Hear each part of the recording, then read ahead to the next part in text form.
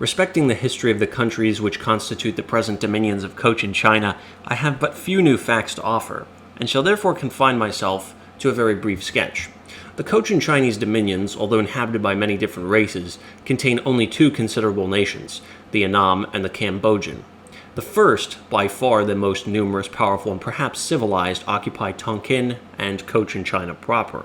The inhabitants of these, although essentially the same people, speaking the same language, and possessing the same laws and manners, have generally in former ages existed as two distinct and even hostile nations, the last having sometimes been a real but more frequently a nominal vassal of the first. The annals of China contain the only accounts of the ancient history of Annam. According to these, as they are rendered to us by European writers, Annam was conquered by China 214 years before the Christian era, when numerous Chinese colonists were planted among its barbarous inhabitants who disseminated amongst them the language, laws, and opinions of China.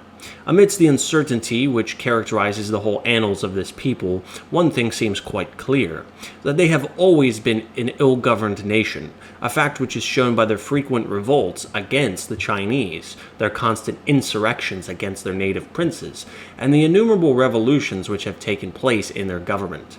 China does not appear to have long maintained its first acquired dominion over Annam. In the year 263 of Christ, Cochin China regained its independence but paid tribute to China. At a long interval from this period, the following facts have been recorded.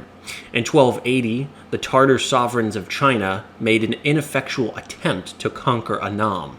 In 1406, the Chinese, taking advantage of the internal disorders of the country of Tonkin, again occupied it, but, after an ineffectual attempt at a permanent conquest, abandoned it in 1428, obtaining from the native sovereign an acknowledgement of vassalage.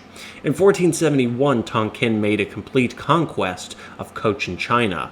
In 1540, another revolution in Tonkin once more brought on the interference of the Chinese, when the Tonkinese consented that their kingdom should be reduced to the condition of a lordship of China, paying tribute every 3 years. In 1553, Cochin China threw off the yoke of Tonkin and regained its independence.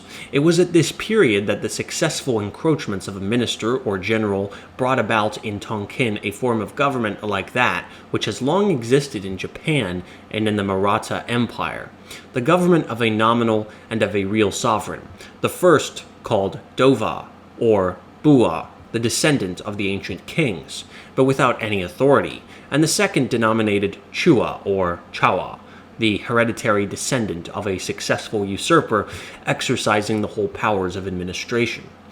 This form of government continued down to the year 1748, when the Bua, or nominal sovereign, regained his authority.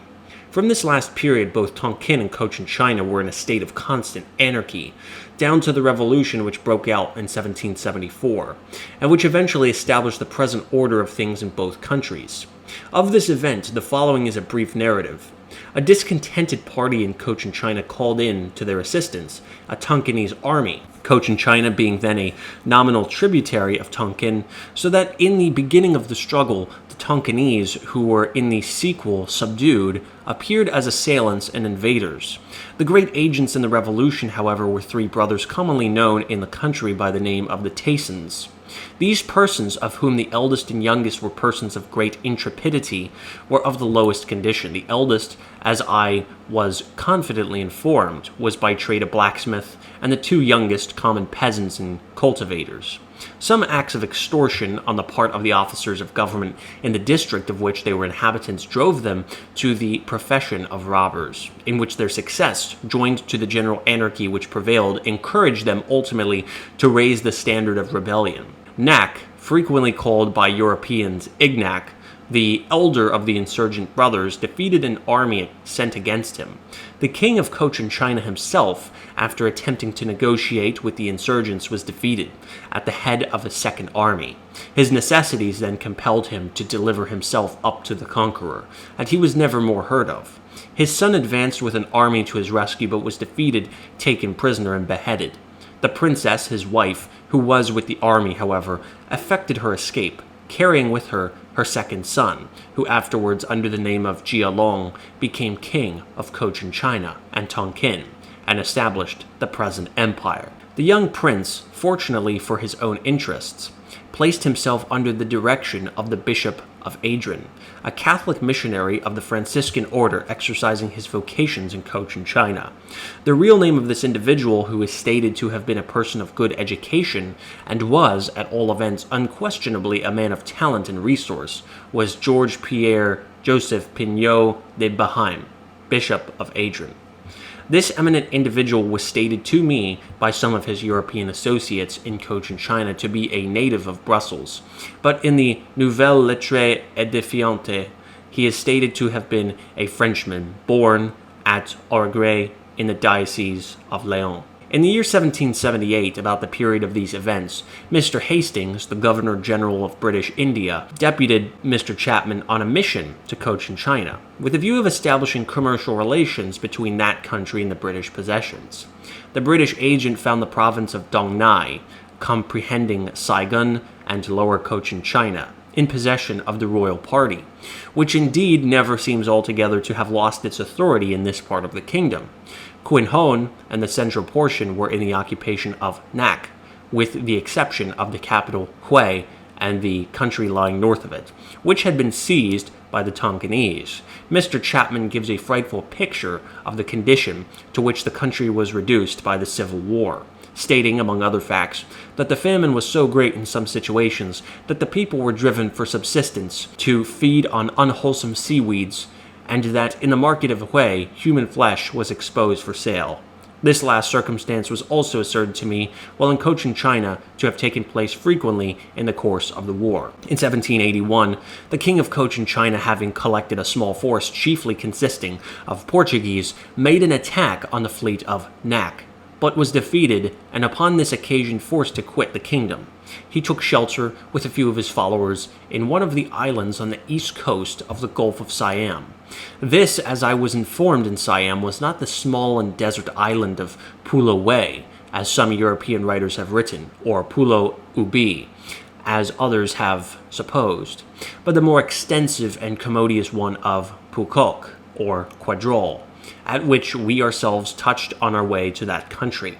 From this retreat, he proceeded to Bangkok with a view of claiming the assistance of the Siamese sovereign to aid in his restoration. Here he continued to reside for several years, and with a small band of his countrymen assisted the Siamese in the wars which at the time raged between them and the Burmans. The King of Siam promised the aid required, but never gave effectual assistance, and the few troops which he did send, by their habits of rapine, proved more prejudicial to their ally than to the enemy. The Siamese, however, in conversation with me, claimed a large share of the credit of restoring him to the throne. A misunderstanding took place between the two kings, arising out of mutual dissatisfaction. The Siamese monarch, already married to a niece of the exiled king, demanded another relation of the prince as a concubine. The demand was refused, and the King of Cochin China, thinking himself no longer safe at Bangkok, secretly effected his escape in the night, and once more repaired to the island of Quadrol. Notwithstanding this quarrel, upon the restoration of the Cochin Chinese monarch, a friendly intercourse took place, and was kept up between them during the rest of their lives. But in reality, the Cochin Chinese monarch was less indebted to himself, his subjects, or the Siamese, for his restoration than to the courage and sagacity of the Bishop of Adrian, and the skill and courage of the few European adventurers whom he brought along with him. In 1787, the king, having confided his eldest son to the bishop's care, authorized him to proceed to France and claim the assistance of Louis XVI. The bishop and the young prince proceeded accordingly, and having safely arrived, the court of Versailles entered heartily into the views of the King of Cochin China, and the treaty, offensive and defensive, was soon entered into, the substance of which is already before the public. France was to have furnished to Cochin China 20 ships of war, 5 regiments composed of Europeans, and 2 of Asiatic troops, and to pay $1 million, half in specie and half in warlike stores. The King of Cochin China, on his part, ceded to France the peninsula of Han, the Bay of Tehran, and the adjacent islands, a narrow and sterile territory about 40 miles in length and nowhere exceeding 6 or 8 in breadth. He engaged to furnish France with 60,000 men, if attacked within her new acquisition, and to permit her to levy to the extent of 40,000 men to enable her to carry on her wars in other parts of India. Favorable terms to the commerce of France were also conceded. In the meanwhile, the usurpers were not idle. The younger brother, called Long Nahong, and who eventually took the royal title of Quang, the most able and adventurous of the three brothers, made himself master of all central and northern Cochin China, and, taking advantage of a civil war in Tonkin, pushed his arms into that country in 1788, conquered it, and declared himself king. The king of Tonkin fled to China and solicited the assistance of the emperor, who in 1789 sent an army said to amount to 40,000 men to restore his vassal to his throne. Quang, who after his conquest had retired to Cochin China, hearing of this event, returned by forced marches to Tonkin, encountered the Chinese army, routed and nearly destroyed it, and regained peaceable possession of the country. This is an achievement of which, although accomplished by a rebel, the Cochin Chinese are still vain.